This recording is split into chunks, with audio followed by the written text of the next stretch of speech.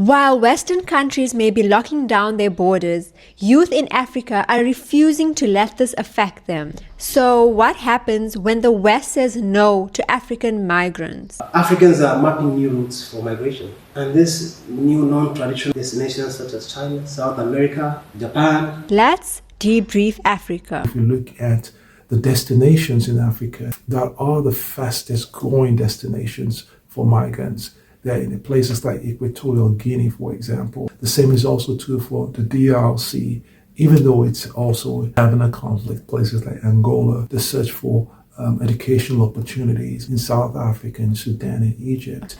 Africans are mapping new routes and are changing global migration patterns. But why does this matter? Africa's youth population is one of the fastest growing in the world. Africa is going to have the world's largest youth population by 2050. In fact, half of Africa is under 20.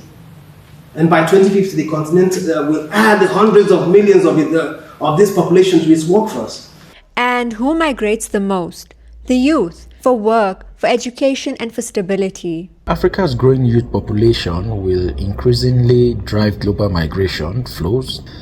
This demographic surge could alleviate labor shortages in aging societies, as we have been seeing in Japan, in China, and also in Europe. Current migration frameworks are not necessarily prepared to deal with the common migration flows that this youthful population are going to be generating. Migration is no longer westbound. Africa's youth are mapping new futures on their own terms. The question isn't if they'll move, it's where they'll go.